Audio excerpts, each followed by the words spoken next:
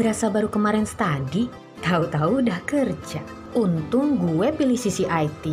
Hanya butuh 2 tahun untuk dapat professional sertifikat berstandar internasional yang bikin kita bisa cepet kerja. Bahkan bisa lanjut sekolah sampai ke luar negeri. Sistem belajarnya anti boring, dibimbing oleh pengajar-pengajar muda super cool, dan lokasi studinya berada di lingkungan kampus Fakultas Teknik UI. Wow, mood booster banget kan? Ada 3 program yang pastinya future oriented banget di sisi IT. Teknologi informasi, digital kreatif media, dan teknologi informasi untuk ekonomi syariah. Buat ke sisi IT, nggak harus jurusan IPA loh. Jurusan IPS juga, cus, bisa masuk. Yang penting, lo punya passion ke teknologi. Tersedia sistem cicilan dan program beasiswa di sisi IT yang bakal bikin lo makin nyaman belajar di sisi IT. Gak perlu lama-lama sekolah baru cari kerja. Zamannya, study di sisi IT dan langsung kerja. Sisi IT, Programming Future. Assalamualaikum warahmatullahi wabarakatuh. Jumpa lagi dengan saya, Nurul Suki. Namun dalam sesi webinar yang berbeda, yaitu webinar Akademik CCIT FTUI. Apa kabar sahabat CCIT semua? Semoga sehat walafiat dan tetap dalam lindungan Allah Subhanahu wa Ta'ala. Kali ini kita akan membuka wawasan kita dulu perihal dunia IT, dan ini adalah pengetahuan basic bagi kalian yang baru saja bergabung menjadi student di CCIT FTUI tahun ajaran 2021-2022. Ya. Bagaimana adik-adik ketahui, proses belajar kita nanti akan kita mulai di 6 September, namun sebagai langkah awal, kita akan persiapkan dulu fasilitas utama dari studi kita, yaitu laptop atau komputer ya. Nah, sangat dianjurkan untuk adik-adik mengetahui seluk-beluk komputer mulai dari sekarang, agar proses studi kita nantinya akan berjalan lebih efektif ya. Oke, sesuai judul kita hari ini, Basic Fundamentals Computer, hari ini kita akan membawakan sebuah materi yaitu seluk-beluk tentang komputer dari mulai basic sampai dengan mungkin detail-detail seluk-beluknya dan sebagainya ya. Saya juga nggak sabar nih dengar materi yang akan dibawakan oleh materi kita hari ini, yaitu Kak Sultan Mahardika ya. Halo Kak Sultan, silakan memperkenalkan diri. Mungkin ini pertama kalinya ya sahabat CCIT perkenalan dengan Kak Sultan. Boleh panggil kakak kan? Masih muda lah. Boleh. Oke. Sehat ya Kak Sultan ya? Ya, oke. Perkenalkan, nama saya Muhammad Sultan Mahardika. Di CCIT saya sebagai staf teknisi IT ya. Jadi hari ini kita akan membahas tentang basic fundamental komputer, di mana nanti kurang lebih akan mulai dari sejarahnya sampai dengan aplikasi yang bakal kita pakai di sisi IT nanti. Seperti itu. Ya, luar biasa. Jadi mulai dari sejarahnya juga akan kita ketahui ya, Kak Sultan, sejarah singkatnya ya. Ya, oke. Baik, sebelum kita mulai webinar kita hari ini, untuk tata tertibnya saya akan bacakan dulu ya. Yang pertama, mohon semuanya untuk mematikan fitur audio agar kita dapat lebih fokus menyimak materi yang disampaikan. Namun ada baiknya semua pasang DP ya, karena ini recordnya akan kita tampilkan di YouTube, jadi tampilannya lebih cantik gitu. Yang kedua, jika ada yang ingin disampaikan di luar dari materi kita hari ini, silakan private chat ke saya atau ke admin ya. Dan yang ketiga, untuk sesi pertanyaan akan dibuka di akhir sesi atau nanti mungkin sesuai dengan arahan pemateri kita, Kak Sultan ya. Oke, saya kira sudah cukup paham dan mari kita segera mulai webinarnya, Kak Sultan. Waktu dan tempat saya persilakan. Terima kasih, saya izin share screen ya. Ya, silakan Kak Sultan. Oke, Bismillahirrahmanirrahim. Kita mulai presentasi siang ini. Jadi hari ini kita akan membahas basic fundamental komputer. Kita masuk dulu ke pengertian pertama. Apa itu komputer? Tentu saja kita harus tahu dulu ya, komputer ini apa sih artinya, bukan sekedar alat. Jadi komputer itu adalah alat yang dipakai untuk mengolah data menurut prosedur yang telah dirumuskan. Jadi sudah ada rumus-rumus di dalam komputer yang sudah diatur. Kemudian kata komputer sendiri awalnya merupakan panggilan atau gambaran orang yang bekerja untuk melakukan perhitungan aritmatika. Jadi sebelum komputer itu ada sendiri, istilah komputer itu digunakan kepada orang-orang yang mengerjakan perhitungan aritmatika. Kemudian kita akan di sini melihat bagian pada komputer ya. Ini pasti paling dasar banget. Kalian juga pasti udah tahu teman-teman sekalian. Yang pertama di sebelah kiri ini ada personal komputer. Nah ini bagian komputernya ya, inti komputernya. Kemudian yang di tengah ini adalah monitor yang akan menampilkan gambar atau hasil dari pemrosesan hardware di komputer. Kemudian ini keyboard dan mouse. Ini udah basic banget, pasti udah pada sering lihat ya. Kita lanjut. Nah, tadi kan kita udah tahu nih ada personal komputer. Di dalam personal komputer ada apa aja sih? Salah satunya ini adalah motherboard. Motherboard ini bisa juga kita sebut sebagai mainboard. Nah, mainboard ini tempat di mana kita memasang hardware komputer untuk mendukung proses pekerjaannya, seperti ada RAM, prosesor, ada VGA, nanti bisa ada NIC card dan lain sebagainya. Kita sedikit mengenal ya. Di sini ada fungsi-fungsi di motherboard-nya ada apa aja. Sebentar.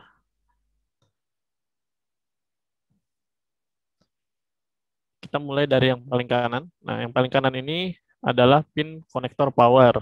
Jadi di sini sumber power kepada motherboard akan masuk lewat sini. Ini 24 pin, nanti disuplai oleh power supply unit. Kemudian di sini ada 4 slot. Nah, ini slot ini yang menampung RAM atau random access memory. Kemudian di bawah sini ada port SATA. Ini port ini terhubung kepada hard disk. Sebelum port SATA dulu ada namanya port IDE. Jadi port IDE itu versi sebelum SATA ya. Lanjut ke tengah, di sini ada soket prosesor. Jadi di sini kita nanti akan memasang prosesor di bagian ini. Lalu kita ke bawahnya, di sini ada PCI Express. Nah ini fungsinya untuk menambahkan hardware-hardware tambahan ya, seperti misalnya NIC card atau WiFi adapter bisa melalui port ini. Kemudian di bawahnya ada PCI slot. Nah, ini fungsinya untuk menambahkan VGA atau graphics card. Kemudian di bagian belakang ini, di bagian sebelah kiri ini ada namanya back panel. Nanti kita akan lihat back panel seperti apa.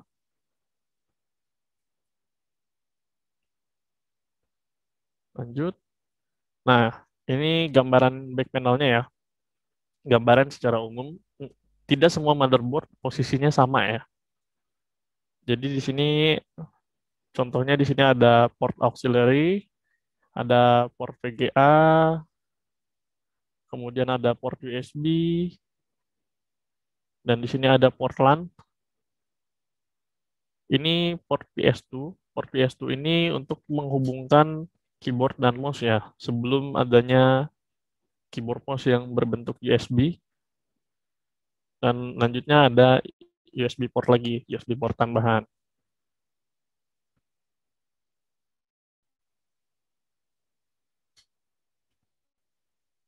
Lanjut.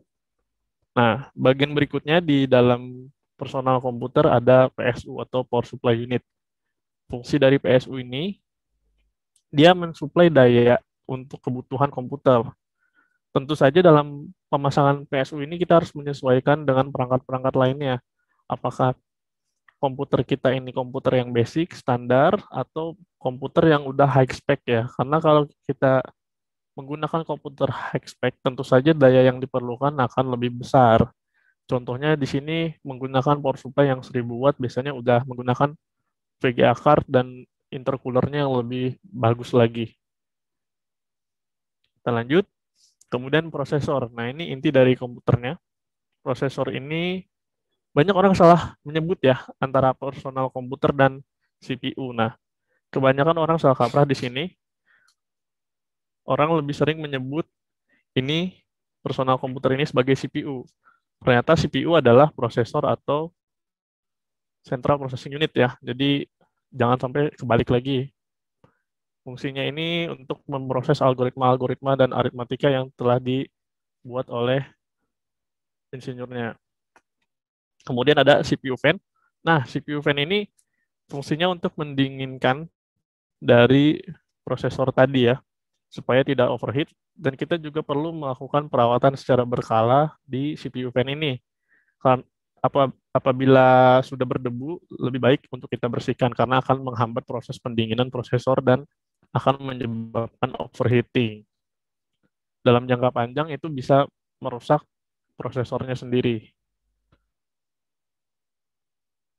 Kita lanjut. Berikutnya ada RAM. RAM ini fungsinya untuk menyimpan memori saat aplikasi dijalankan. Sifat RAM ini memiliki sifat sementara, jadi disebutnya adalah volatile atau sementara.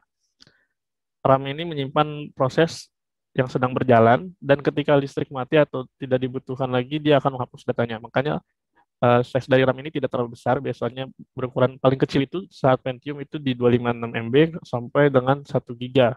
Kalau sekarang kita udah bisa melihat laptop yang baru itu udah bisa 32 GB, bahkan ada yang 64. Lanjut, ada VGA card. Nah, VGA card ini bisa juga disebut dengan GPU ya, atau Graphic Card Unit. Ini fungsinya untuk membantu kinerja prosesor dalam memproses grafis yang ditampilkan dalam komputer, sehingga kinerja dari prosesor tidak terlalu berat. Namun ada beberapa komputer juga, ada beberapa CPU yang tidak mendukung grafis, jadi dia memerlukan VGA tambahan atau graphic card tambahan seperti ini. Contohnya ada AMD Ryzen 5 beberapa seri, dia tidak memiliki grafis, jadi perlu menambahkan GPU card atau VGA card, seperti itu. Kita lanjut ya. Di sini ada hard disk. Berikutnya hard disk. Nah, hard disk ini biasanya disingkat HDD ya. Dia fungsinya untuk penyimpanan data, sistem operasi, semua yang berhubungan penyimpanan akan disimpan di hard disk. Dia masih menggunakan teknologi cakram, makanya disebut hard disk ya. Ini dia memiliki port. Ada 2 port, di sini port SATA dan port power. Selain hard disk ada juga SSD atau solid state drive. Nah, seperti ini. Apa sih bedanya SSD dengan hard disk? Nah, tentu saja mereka memiliki perbedaan ya. Dari namanya juga kita sudah tahu kalau hard disk itu menggunakan disk, kalau solid state drive ini dia menggunakannya chip. Apa sih yang membedakan SSD selain dari teknologinya? SSD ini memiliki kecepatan write dan read-nya lebih cepat dibandingkan hard disk. Dan kalau untuk kita gunakan perjalanan, misalnya kita menggunakan laptop, itu lebih aman menggunakan SSD karena kita tidak memiliki resiko bad sector atau kerusakan pada cakram hard disk ya. Selain SSD dan hard disk juga ada yang terbaru itu NVMe. Nah, itu lebih cepat lagi processing-nya, read and write-nya lebih cepat lagi. Dia bentuknya seperti RAM, kecil dia bentuknya. Namun dia memiliki kecepatan baca dan menulis lebih tinggi. Kita lanjut. Nah, ini ada sedikit sejarah komputer ya. Sejarah komputer pertama kali ditemukan oleh Charles Babbage. Nah, dia ini sebenarnya bukan ingin menciptakan komputer, melainkan dia menciptakan mesin untuk memecahkan masalah aritmatika atau masalah perhitungan. Namun ketika mesinnya dibuat ternyata memiliki kemampuan yang lebih daripada harapan dari Charles Babbage sendiri. Jadi memiliki kemampuan yang lebih. Komputer sendiri memiliki 4 generasi. Generasi pertama itu dimulai ketika dipergunakan dalam akademi dan militer. Generasi kedua udah menggunakan transistor, tidak menggunakan tabung vakum lagi untuk penyimpanannya. Generasi ketiga itu sudah menggunakan integrated circuit. Generasi keempat sudah di tahun 1970-an, itu udah memiliki mikroprosesor. Nah, ini salah satu komputer digital pertama yang dibuat oleh Alan Turing tahun 1930. yang disebut sebagai Turing Machine. Jadi ini cikal bakal komputer digital ya. Kemudian untuk mikroprosesor pertama itu dipegang oleh Intel dengan seri Intel 4004 tahun 1971. Ini merupakan mikroprosesor yang awalnya hanya ingin dipergunakan untuk kalkulator, tapi ternyata memiliki kemampuan yang lebih sama seperti tadi. Jadi ketika diciptakan ini pesanan oleh Jepang kalau tidak salah ya, ternyata memiliki kemampuan yang lebih untuk hanya sebuah kalkulator itu udah lebih. Kemudian ada AMD AM386. Ini tahun 91, ini udah setara dengan Intel Pentium. Nah, tadi kita sudah mengenal perangkat-perangkat dasarnya ya. Kemudian ada perangkat tambahan dalam komputer. Apa aja sih? Nah, ini contohnya salah satu adalah webcam. Webcam ini sekarang udah jadi kebutuhan wajib ya, apalagi setelah masuknya era pandemi, kita sering banget mengadakan webinar atau meeting atau pertemuan online, kita membutuhkan webcam, kecuali yang sudah menggunakan laptop ya. Biasanya laptop sudah ada yang built-in webcam, namun ada beberapa laptop yang belum termasuk webcam. Webcam ini bervariasi biasanya dengan resolusi mulai dari 360 sampai dengan 1080p untuk saat ini yang saya tahu. Kemudian ada scanner. Scanner ini juga merupakan perangkat tambahan pada komputer untuk kita memindai dokumen dari dokumen fisik menjadi dokumen digital. Jadi misalnya kita perlu mentandatangani sebuah dokumen lalu kita mengirimkannya secara digital. Namun selain scanner, kita bisa menggunakan Google Drive. Di Google Drive ada fitur scan. Jadi kita bisa menggunakan kamera HP kita untuk melakukan scan dokumen. Namun tentu saja kualitasnya tidak akan seperti scanner profesional ya. Kemudian selanjutnya ada printer. Printer ini perangkat tambahan untuk mencetak dokumen.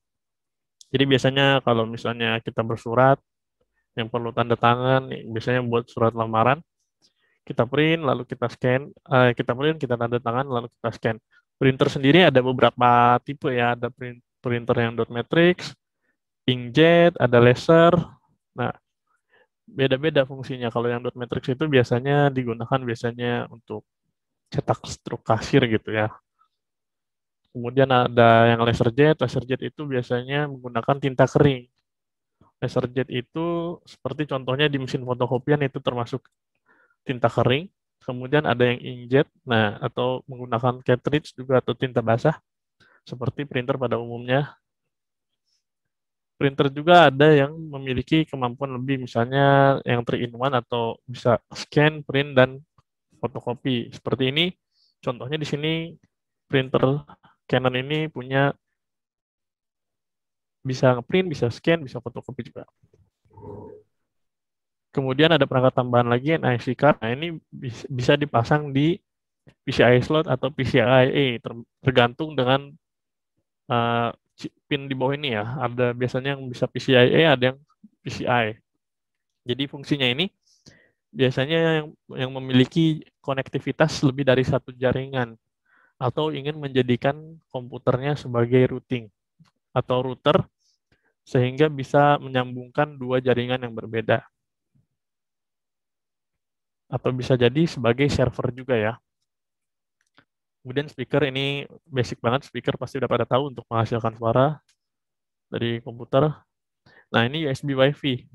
USB Wi-Fi juga bisa jadi kebutuhan ya kalau misalnya kita yang udah terlanjur punya komputer tapi tidak punya kabel jaringan, ingin simple dan tidak pengen berantakan, kita bisa pakai USB Wi-Fi, setupnya lebih mudah juga dan dia lebih praktis untuk menangkap jaringan Wi-Fi.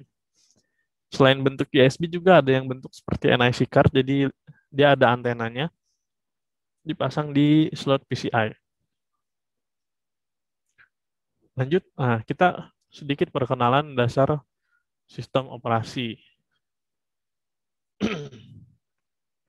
Apa itu sistem operasi? Sistem operasi adalah sebuah perangkat lunak yang mampu memproses algoritma yang ditujukan kepada hardware. Jadi kita sistem operasi adalah sebagai perantara antara kita dengan hardware. Jadi pada komputer itu ada 3, brainware, hardware, dan software. Brainware itu adalah kita sebagai pengguna, hardware itu adalah komputer sendiri, software itu adalah sistem operasi yang berjalan di dalam komputer, seperti aplikasi dan sistem operasinya sendiri, seperti Windows gitu. Kita masuk lagi, apa saja sistem operasi yang ada. Nah, banyak beragam sistem operasi, kita lihat ya. Ini adalah contoh 4 aplikasi sistem operasi yang umum ditemukan. Yang pertama udah pasti, kita pasti kenal ini semuanya adalah Windows. Kemudian ada macOS, yang logo penguin ini Linux. Kemudian yang terbaru ada Chrome OS. Kita lihat skalanya ya. Ini diambil dari Juli 2020 sampai dengan Juni 2021. Ini adalah jumlah pengguna dari masing-masing OS tersebut. Ada Windows. Nah, ini Windows sangat mendominasi karena memang kita semua sudah terbiasa dengan Windows. Kemudian ada OS X, ini OS dari Mac. Kemudian ada Linux di 1,95%. Kenapa Linux ini termasuk kecil penggunanya? Karena Linux ini biasanya lebih cenderung digunakan untuk server ya, karena lebih safe juga, lebih kebal terhadap virus-virus. Kemudian yang terakhir ada Chrome OS. Nah, ini Chrome OS kenapa dia juga kecil presentasenya? Karena dia memiliki OS yang eksklusif sama seperti Apple. Jadi Chrome OS ini digunakannya untuk Chromebook. Nah, ini ada sejarah singkatnya dari Windows. Windows pertama yang sudah memiliki GUI atau Graphic User Interface, yaitu Windows 1 di tahun 1985, kemudian berlanjut di 92 ada Windows 3.1, di tahun 95 Windows 95, dan seterusnya sampai dengan Windows 10 di awal 2015. Kemudian baru-baru ini ya ada isu akan segera launching untuk public Windows 11. Selanjutnya, ini ada macOS tahun 1984. Jadi, macOS yang pertama ini disebutnya Mac System 1 tahun 1984, merupakan salah satu OS pertama yang memiliki Graphic User Interface. Jadi, cikal bakalnya Graphic User Interface itu sebenarnya dari Mac. Sampai dengan sekarang, macOS ini sudah versi macOS 11 Big Sur, dan akan launching juga kalau nggak salah ya di bulan-bulan ini macOS 12. Kemudian sejarah Linux. Sejarah Linux ini diawali oleh Linus Torvalds ya. Linus Torvalds ini membuat sebuah sistem operasi yang basisnya itu open source atau boleh dimodifikasi oleh siapapun karena open source, dan dia punya komunitasnya juga. Nah, ini adalah cabang-cabang dari distro Linux. Ya, awalnya dari GNU Linux, kemudian ada cabang yang menjadi Debian, Red Hat, dan lain sebagainya. Namun yang umum digunakan biasanya itu adalah Ubuntu, Debian, CentOS, SUSE, Fedora, Red Hat. Biasanya itu yang paling umum untuk digunakan. Atau ada juga Kali Linux, biasanya itu buat mempelajari cyber security. Itu digunakan di Kali Linux. Kalau Chrome OS ini masih termasuk singkat ya, umurnya masih termasuk muda. Dia di launching pertama kali tanggal 7 Juli 2009. Chrome OS ini masih dikhususkan untuk pengguna yang lebih membutuhkan yang like Office seperti browsing atau menggunakan kebutuhan Office Word yang sederhana ya. Jadi tidak memerlukan kinerja yang berat. Dan datanya juga kalau tidak salah Chrome OS itu disimpannya di cloud, jadi terhubung ke misalnya Google Drive. Lanjut, nah ini ada aplikasi yang umum digunakan di multimedia. Nanti yang masuk DCM biasanya bakal berkenalan dengan aplikasi ini. Yang pertama ada Adobe Photoshop. Nah ini untuk edit atau manipulasi gambar, Adobe Premiere untuk editing video, dan Adobe After Effects. Adobe After Effects ini untuk membuat efek-efek visual. Nanti juga selain ini masih ada aplikasi-aplikasi lainnya yang akan dijelaskan langsung oleh pengajarnya ya nanti. Kemudian di developer, nah ini nanti yang masuk kelas IT pasti bakal berkenalan dengan aplikasi-aplikasi ini. Ada Android Studio, ini untuk developing aplikasi di Android. Kemudian ada Visual Studio, ini untuk developing menggunakan bahasa C. Kemudian ada PC ini PyCharm. Jadi untuk mendevelop aplikasi menggunakan bahasa Python. Kemudian nanti yang masuk network admin juga akan berkenalan dengan beberapa aplikasi ini yang umum banget digunakan. Ada Cisco Packet Tracer, GNS3, ada VMware. Cisco Packet Tracer sendiri fungsinya mirip ya sama GNS3 untuk mensimulasikan arsitektur jaringan.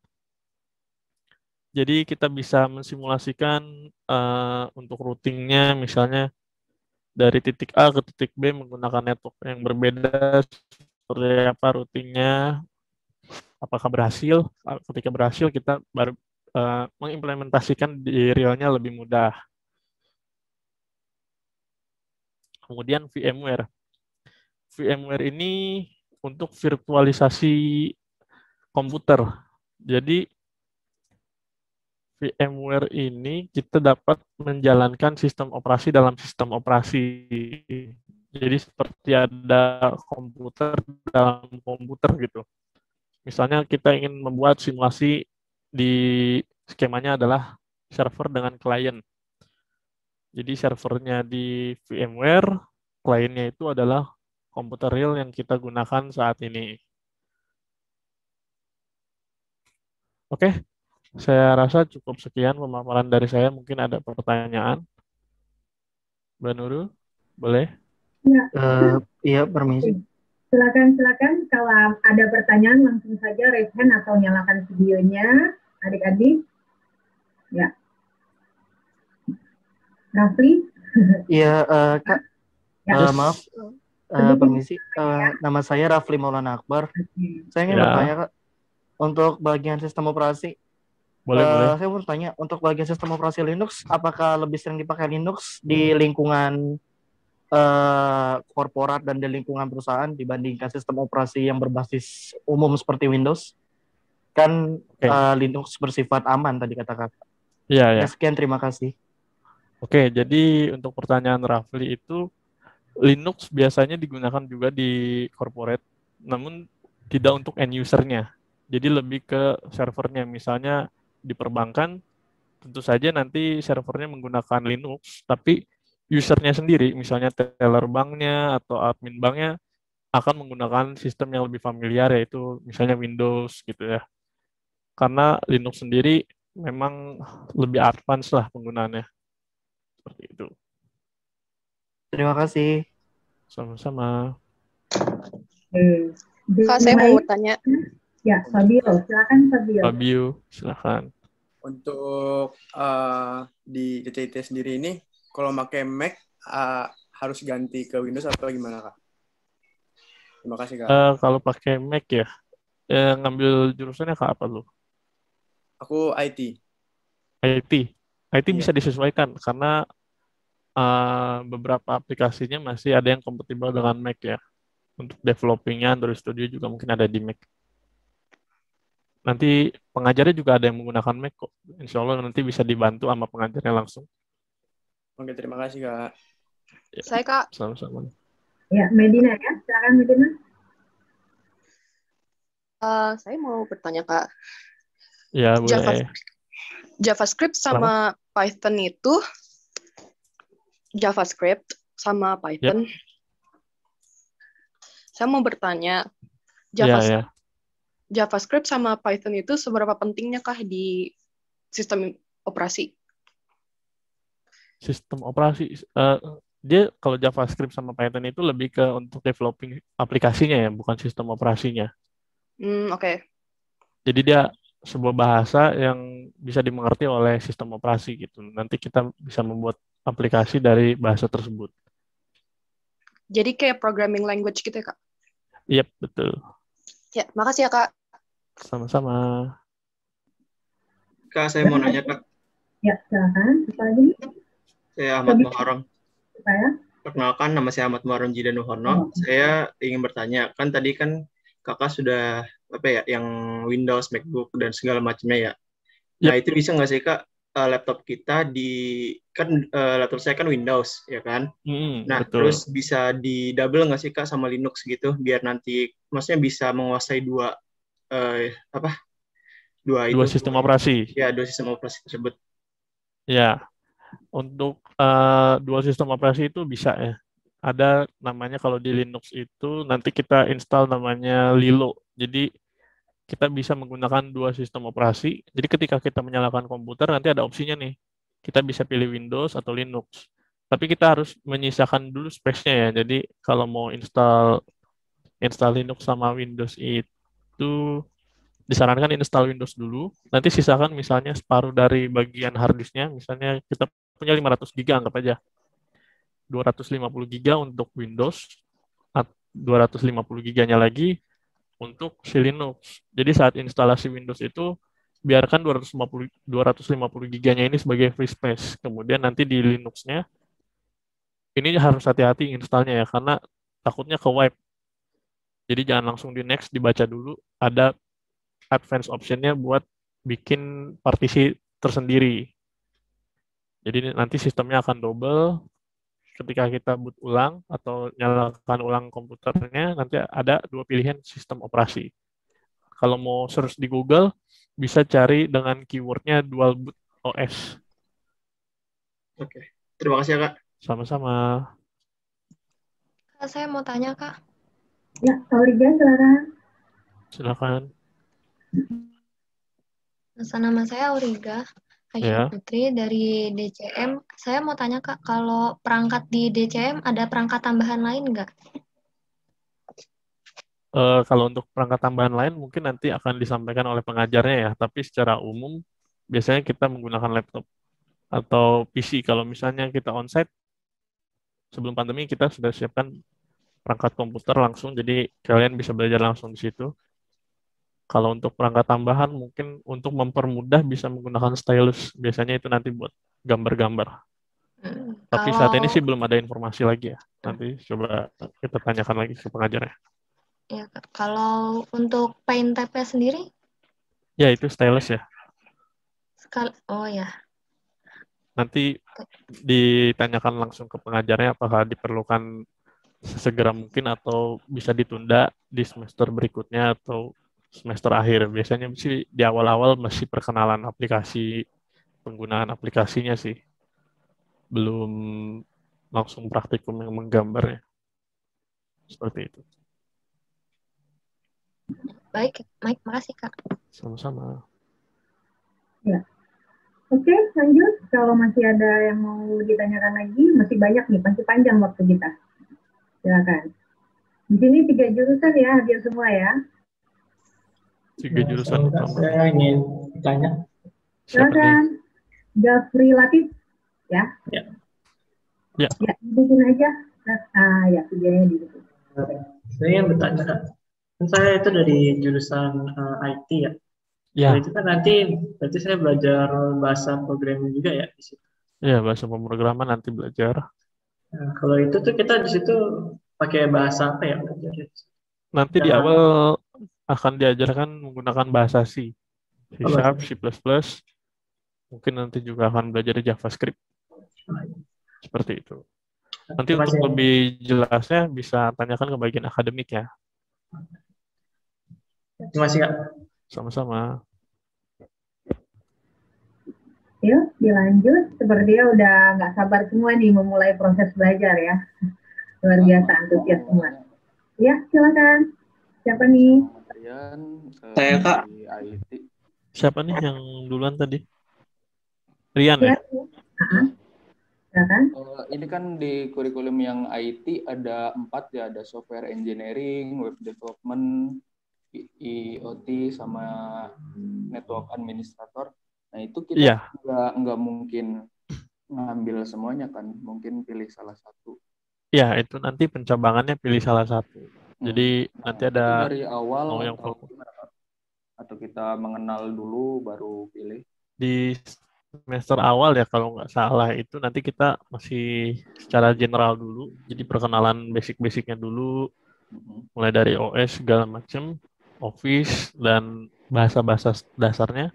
Baru nanti kalau nggak salah di semester 2-nya akan ada pencabangan yang fokus untuk web developer, terus NAP. Tapi biasanya kalau untuk NAP sih sudah terpisah dari awal. Berarti semester 2 ya buat semester 2 ya. Nanti kalau kurang jelas bisa ditanyakan ke bagian akademiknya ke Mas Joni atau Mbak Cindy. Terus di web development kan ada kayak front end, back end. Nah, itu belajarnya dipisah atau gimana tuh? Kalau web developer udah satu paket semuanya. Pembelajarannya kan beda gitu ya, front end sama back end gitu. Coba ya, kalau yang saya lihat dulu kurikulumnya. Iya, belajar bahasanya juga kan. Ya. Gitu. UI UX-nya beda. Iya. Kalau bagian itu nanti mungkin bisa tanyakan akademiknya ya, karena saya juga tidak hafal semua jurusannya. Oke Kak, bagus Kak. Ya, sama-sama. Saya Kak. Ya, Alex. silakan. Alex. Ya, nama saya Alex Zarudeli dari jurusan Teknik Informatika. Saya ingin bertanya, untuk laptop khusus programming itu lebih baik pakai Intel atau pakai AMD ya Kak? Kalau Intel sama AMD kan dia lebih ke budget ya. Kalau Intel itu biasanya lebih mahal juga. Dan kalau AMD itu biasanya walaupun lebih budget, dia lebih powerful. Jadi sebenarnya itu kembali ke selera masing-masing sih. Kalau yang udah biasa menggunakan AMD, bisa gunakan AMD. Kalau Intel ya bisa gunakan Intel. Kalau rekomendasi minimal kalau Intel itu di seri i5, kalau AMD itu bisa di Ryzen 5. Jadi kalau untuk pilihan itu sih opsional ya. Bisa bebas mau pilih yang mana aja, Intel atau AMD. Performance-nya sama itu? Kenapa? Performance-nya untuk AMD sama Intel? Performance-nya ya? Iya. Biasanya sih nggak terlalu jauh berbeda. Kecuali misalnya dia AMD-nya yang khusus buat prosesor, kemudian menggunakan grafis tambahan, itu biasa akan terasa berbeda. Jadi lebih powerful. Kalau misalnya prosesornya yang belum include grafis ya, jadi kita menggunakan grafis eksternal, misalnya Intel i5 tapi grafisnya itu Nvidia GTX gitu, atau Ryzen dengan Nvidia juga atau lainnya. Jadi tidak membebankan kerja prosesor. Secara umum sih tidak akan jauh berbeda ya untuk performance-nya. Gitu.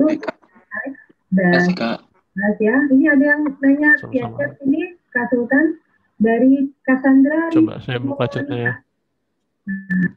Dari Cassandra ya, yang Kak untuk DCM kakak ada rekomendasi laptop DCM ini Kak Sultan. Untuk DCM ya, kalau rekomendasi merek kita nggak merekomendasikan merek apa aja, cuma kita menyarankan untuk spesifikasi minimalnya itu, bentar saya cek ya.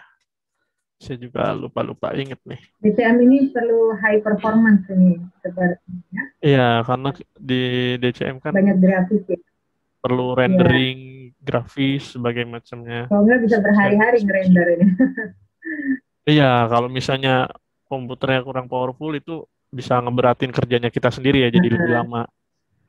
Kalau misalnya rekomendasinya ya, ini spesifikasinya itu di AMD Ryzen 7 atau Intel Core i7, kemudian RAM-nya minimal 8 GB, itu minimal ya 8 GB, direkomendasikannya 16, kemudian yang tentu saja sudah menggunakan SSD, dan punya grafis card tambahan, minimal GTX seri 3000, atau untuk lengkapnya nanti bisa WhatsApp ke nomor saya, di share screen-nya masih ada ya.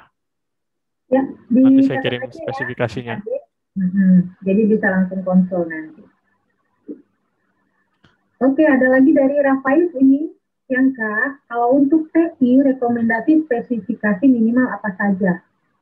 Oke, kalau di IT itu di Intel i5 atau Ryzen 5 sudah cukup mumpuni.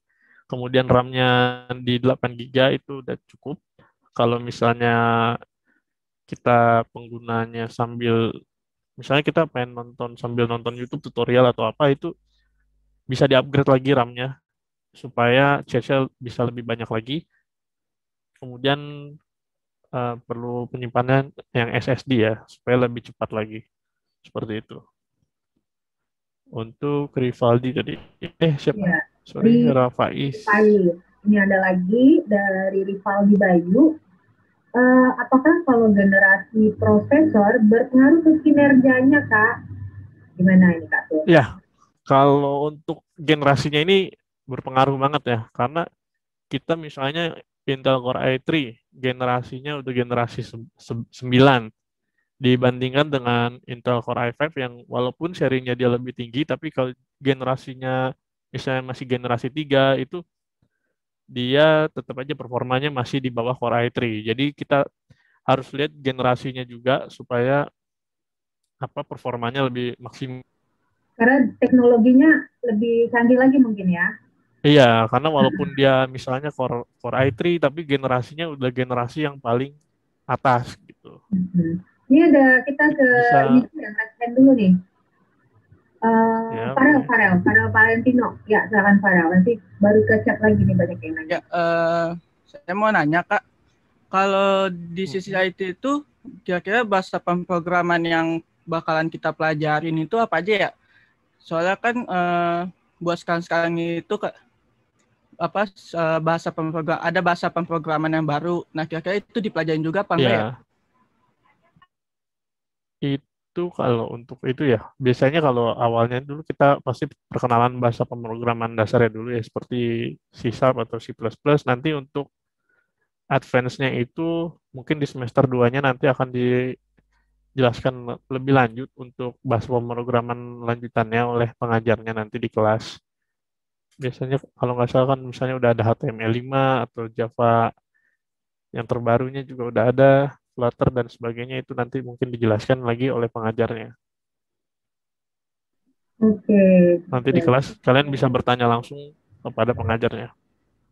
Ya. Oke, makasih Kak. Lanjut lagi ke Rafli Maulana nih.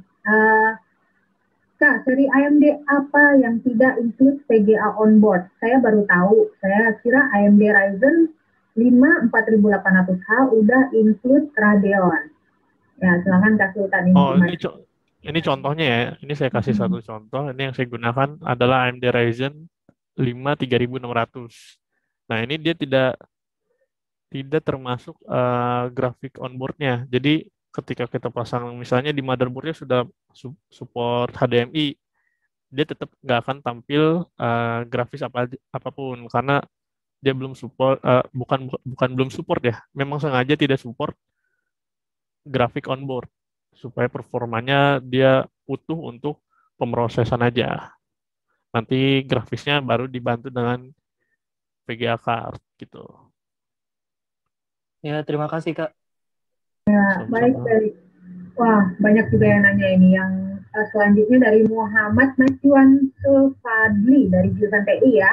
Saya ingin bertanya tentang materi di sisi IT. Nanti apakah kita ada proyek atau materi yang menggunakan Arduino Uno atau teman-temannya ya Kak?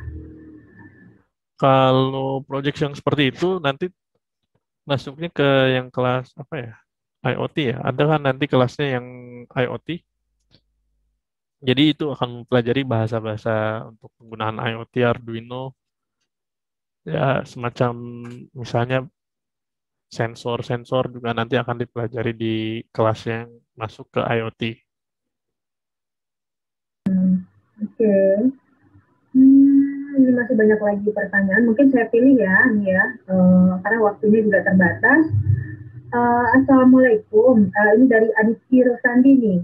Rekomendasi aplikasi yang dapat digunakan untuk ngoding. Terima kasih. Rekomendasi aplikasi. Kalau rekomendasi itu sih nanti ngikutin ke pengajar ya. Karena ketika misalnya pengajarnya menggunakan Visual Studio, nah itu mungkin kalau kita berbeda sendiri dari pengajarnya, nanti kita akan kebingungan cara penggunaannya. Jadi nanti akan direkomendasikan oleh pengajarnya masing-masing. Seperti itu, supaya penggunaannya lebih teratur lah. Oke, ya. Kalau yang umumnya sih Visual Studio ya biasanya penggunaannya. Ya, oke. Saya pilih pertanyaan yang relate sama materi kita hari ini ya. Oke. Kemudian ada dari Farhan Adi Nugroho, jurusan TI, apakah penyimpanan yang besar dibutuhkan untuk jurusan teknik informatika? Dan apakah penyimpanan yang besar itu mempengaruhi kinerja dalam ngoding? Ya. Nah, ini agak bisa dibilang berpengaruh tapi tidak berpengaruh juga. Ketika misalnya kita punya penyimpanan misalnya di komputer ada sistem C dan data D misalnya. Ketika sistem C penuh, itu bakal mempengaruhi dari kinerja komputer kita karena kebanyakan aplikasi itu berjalan di sistem C. Itu bakal berpengaruh di kinerja komputernya. Tapi kalau besar-besar amat juga, kalau kita pandai-pandai mengatur ya, misalnya 500 GB udah cukup lah, nggak perlu yang besar-besar amat. Kecuali kita misalnya download game juga atau menyimpan film itu ya kembali ke masing-masing lah kalau penyimpanan. Tapi biasanya 500 GB sudah cukup sih untuk belajar. Tapi kalau untuk long term atau pengen sampai bekerja biar sekaligus gitu ya, mungkin bisa di-upgrade. Bisa di-upgrade. Biasanya di laptop sudah menyediakan slot tambahan gitu untuk di-upgrade. Kalau saya pengen bertanya juga nih sebenarnya. Kalau misalnya kita punya hardware eksternal ya, Kak Sultan, terus nih di laptop kita penuh nih. Sebetulnya saya kan kalau saya orang grafis ya, banyak nyimpen file-file segala macam sama programnya itu berat-berat semua. Lalu kita pengen untuk aplikasi berjalan di eksternal itu bisa apa enggak, Kak Sultan? Sebenarnya bisa, tapi tidak disarankan karena kan dia penghubungnya melalui USB ya. Nah, takutnya ketika kita lagi menggunakan aplikasinya, USB-nya kesenggol atau apa kan nanti aplikasinya korup dan kecepatan datanya juga lebih lambat gitu kalau melalui USB, apalagi yang belum USB 3.0. Oh, I see. Oke, baik. Sorry ya, nyalip ya teman-teman. Oke, kita lanjut ke pertanyaan selanjutnya ya. Yang Kak, dari Fahmi ya. Seperti yang Kakak sebutkan tadi, jurusan TI minimal RAM 8 GB, tapi di laptop saya hanya 4 GB. Bagaimana itu Kak solusinya? Apa harus upgrade atau sudah cukup kita jalani dengan 4 GB?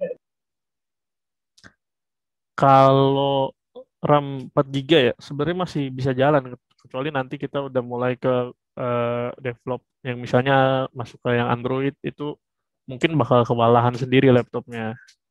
Biasanya kalau di laptop udah bisa ada slot tambahan buat nambah RAM-nya. Tapi kalau misalnya kita mau nambahin RAM, perhatikan juga RAM yang sebelumnya. Itu ada seri RAM-nya, kecepatannya harus sama supaya nggak pincang performanya. Iya juga belajarnya mungkin nggak kejar-kejaran nanti ya, lebih cepat, lebih baik ya. Betul. Oke, sekarang ada lagi dari Ibrahim Saputra. Kak, kalau di prosesor itu lebih baik prosesor dengan banyak core atau clock speed yang lebih cepat? Sebenarnya ini biasanya berimbang sih, makin cepat clock speed, makin banyak core, clock speed juga makin cepat. Tapi pemrosesan banyak core itu tentu saja lebih cepat lagi ya dibanding clock speed-nya. Banyak kan misalnya Intel dual core, tapi clock speed-nya pun udah ada di 3,2 GHz. Dan contohnya ini AMD yang saya gunakan ini ada 6 core 12 CPU tapi speednya masih di 3,6 GHz. Jadi sebenarnya core lebih menguntungkan sih. Oh, jadi rekomendasinya banyak core ya? Ya, Walaupun dia core berimbang. prosesornya. Oke. Baik. Lanjut lagi. Siang Kak, dari MData Anugrah. Saya punya laptop 512 GB SSD, tetapi tidak bisa di-upgrade. Apakah masih bisa pakai hard disk eksternal? Gimana ya Kak? Kalau kayak gini, misalnya nggak bisa di-upgrade ya. Jadi solusinya paling kalau kita nyimpen datanya nih, datanya kita bisa backup di hard disk eksternal, tapi sistemnya kita tetap gunakan yang di laptopnya, atau bisa kita simpan data-data yang besar di cloud ya, misalnya di Google Drive gitu, supaya tidak terlalu memakan si SSD-nya. Dan usahakan sistem C itu jangan sampai terlalu penuh karena itu akan mempengaruhi kinerjanya juga. Betul. Oke. Baik, lanjut lagi. Wah, ini pertanyaannya nggak berhenti-berhenti. Oke. Kalau untuk laptop dari Emrian Ardian saya, kalau untuk laptop upgrade VGA gimana Kak? Apakah bisa?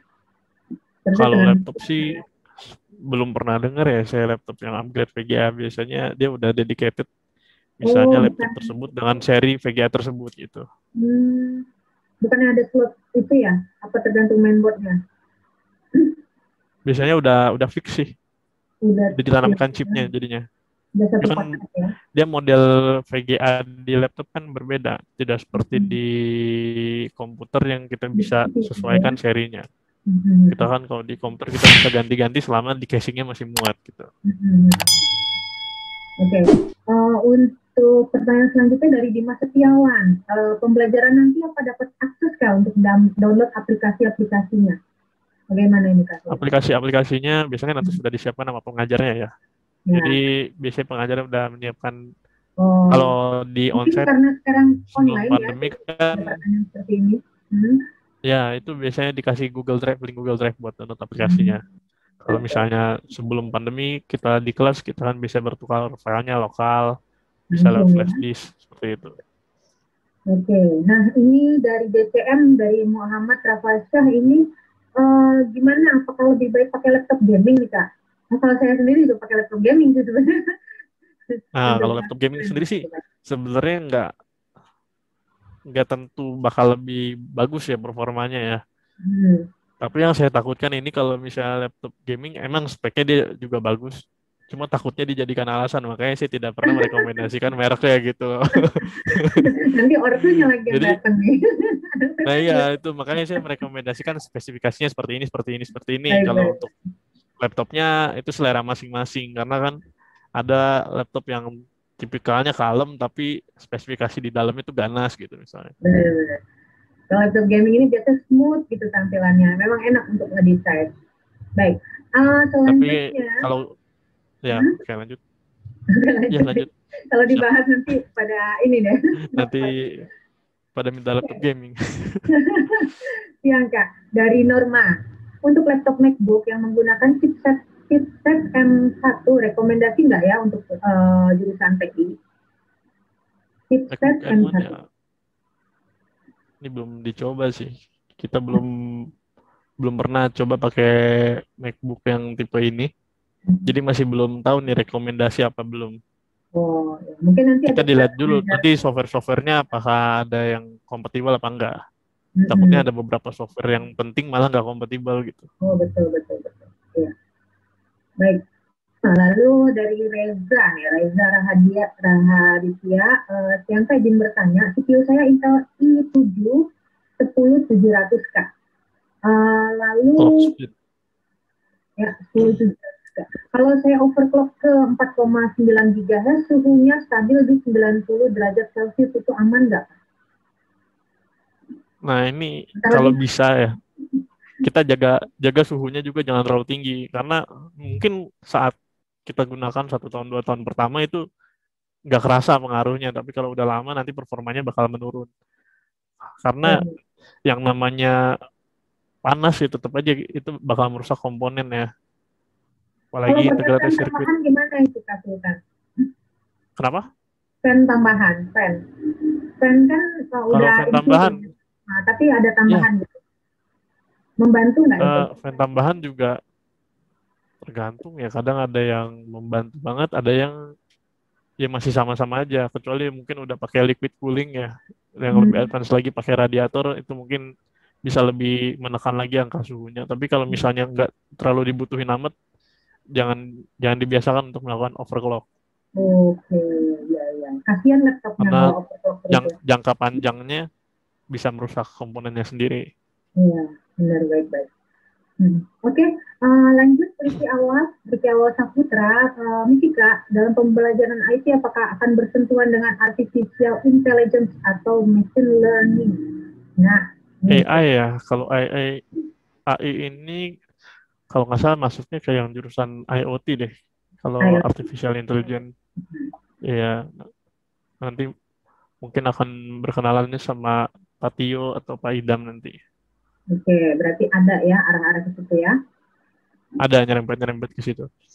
Tapi kalau untuk lebih lanjutnya mungkin ada tadi khusus ke arah machine learning tadi ya. Baik. Lanjut ke topik, izin tanya, AMD Ryzen 3 4300U with Radeon Graphics 2,70 GHz, prosesor gitu aman nggak untuk jurusan TI ke depannya? Kalau kurang, mending ganti laptop ke prosesor yang lebih baik atau upgrade saja? Gimana nih Kak Sultan? Kalau ini nanti mungkin di personal chat aja ya. Oke, nomornya Kak Sultan. Biar speknya lebih jelas. Ya. Nah, baik, kemudian ini waktunya sudah tinggal 5 menit lagi, jadi pertanyaan terakhir ya, dari Gumilang nih. Siap Kak, izin bertanya, saya memiliki laptop dengan spesifikasi i3 6006U, RAM 16GB, NVIDIA GeForce GT 920MX, RAM 2GB, dan sudah menggunakan SSD. Apakah masih bisa digunakan untuk pembelajaran nih Kak Sultan? Ini sih masih cukup banget ya. Dilihat dari speknya. Mungkin ya kayaknya. Karena generasinya juga bukan generasi yang awal gitu. Generasi prosesornya terus RAM-nya juga udah 16 GB. Itu masih cukup. Gumilang ini sepertinya menang reward kuis kemarin ya. Belum hubungin saya nih. Rewardnya masih ada di saya nih. Nanti chat ke saya ya. Sekalian saya. Ini nyari-nyari saya orangnya dari kemarin. Oke. Baik, masih ada waktu sedikit lagi, silakan. Satu pertanyaan lagi, ayo. Mumpung masih ada Kak Sultan di sini. Silakan, kalau tidak ada saya hitung nih ya, sampai 5 ya. Sama-sama. 5, 4, 3, 2, 1, kalau tidak ada langsung saya tutup. Oke? Baik, masih ada? Tidak ada lagi. Ya, Kak Sultan ini sudah terakhir ya. Oh, ini ada yang hands up nih. Silakan Muhammad Farhan untuk closing question nih. Muhammad Farhan Salah. Ya, ada nggak nih orangnya? Ayo. Silakan dinyalakan video sama audionya. Halo Farhan. Ya, silakan di-unmute dulu. Ini apa kepencet nih? Jangan-jangan nih. Pencet jangan-jangan ini. Pencet nih, ayo orangnya dilusi ya nih. Oke, nanti kalau misalnya masih ada pertanyaan silakan di ini ya, Rian Aditya mau bertanya lagi? Ya Kak. Ya, Kak, mau terakhir ya. Ini enggak ke lebih ke kampus gitu. Kalau buat yang kayak kegiatan mahasiswa baru gitu atau OKK-nya, sisa IT gimana tuh? Nah, buat arahan. Kalau ini juga saya belum tahu ya. Ada Mas Syahrul itu yang bisa bantu. Bayu tuh. Oke, silakan Mas Syahrul mungkin yang bisa jawab. Gimana pertanyaannya? Orientasi siswa baru. Iya. Kalau untuk orientasi siswa baru itu kita akan laksanakan 3 hari, kurang lebih 3 hari ya. Itu di 1 minggu sebelum masuk. Kita masuknya kan di tanggal 6 September. Nah, itu ada di minggu terakhir sebelum kalian mulai pembelajaran. Nah, kalau untuk yang dipersiapin, cuma laptop aja yang perlu disiapin sih. Karena kan kita semuanya akan online nih. Masa perkenalan siswanya akan online, perlu cuma siapin laptop aja. Baik, masih online ya, kita masih siap-siap ini untuk pola belajar online berarti dalam beberapa jangka waktu ke depan ya. Iya. Ya, Rian, sudah cukup membantu? Kalau yang buat di Instagramnya Univ Indonesia kan ada kegiatan yang namanya Kamaba tuh ya Kak. Ya. Itu kita ikut juga gimana? Atau beda kalau buat siswa itu? Iya, ikutnya di yang induction day aja, cukup di induction day aja selama 3 hari. Ya. Nah, paling ada pra-induction day-nya itu seperti webinar tambahan aja. Kayak gitu. Nanti untuk kegiatan lainnya itu dari sesi mentoring. Oke, Kak. Ya. Berarti sekarang ini memang generasi IT masuk ini mungkin perdana di kalian ya. Benar-benar pure IT, semuanya serba online. Tapi mudah-mudahan pandemi segera berlalu ya, jadi kita bisa memulai pola belajar offline. Baik, Mas Sultan, sudah cukup ya materinya? Ya. Mungkin cukup sekian dulu. Ya, baik, terima kasih sekali ya. Ini mungkin nanti sama-sama pertanyaan bisa langsung tanya dengan Kak Sultan. Jangan lupa dicatat nomor WA-nya atau bisa juga ke email. Oke, berarti sampailah kita di penghujung webinar kita hari ini. Semoga apa yang kita dapatkan hari ini dapat menjadi awal yang baik dan membantu pelajaran proses tadi kita nanti ya. Mulai hari ini adik-adik juga boleh langsung berkomunikasi via online dengan Kak Sultan karena beliau juga IT support di sisi IT ya. Dan jika masih ada konsultasi lebih lanjut, jangan segan-segan. Kemudian adik-adik juga bisa terus update semua webinar yang kita adakan. Di sini kita juga punya webinar seri populer, tidak hanya yang akademik, adik-adik juga bisa terus menambah wawasan dari seri populer dengan tujuan pembentukan mindset dari siswa-siswa IT. Karena di sini lulusan kita persiapkan untuk siap kerja ya. Nah, dan kemudian biasanya record kita ini akan kita upload di YouTube, jadi adik-adik masih bisa melihat-lihat lagi. Kalau tadi ada yang lupa-lupa CPU itu yang kayak mana sih, terus SSD itu fungsinya apa sih, nah ditonton aja recordnya, kemudian adik-adik bisa share sama teman-temannya yang mungkin passionnya juga di bidang IT, jadi mereka juga bisa mendapatkan wawasan yang sama dengan adik-adik ya. Oke, terima kasih banyak atas waktu dan ilmu yang sudah disampaikan ya Mas Sultan. Semoga berkah dan menambah wawasan keilmuan kita semua di sini. Insya Allah kita bertemu lagi di lain waktu dan kesempatan. Mari kita semua akhiri webinar kita hari ini dengan ucapan Alhamdulillah. Wabillahi taufiq wal hidayah. Wassalamualaikum warahmatullahi wabarakatuh. Waalaikumsalam warahmatullahi wabarakatuh. Terima kasih Kak. Gak perlu lama-lama sekolah baru cari kerja. Zamannya study di CCIT dan langsung kerja. CCIT, Programming Future.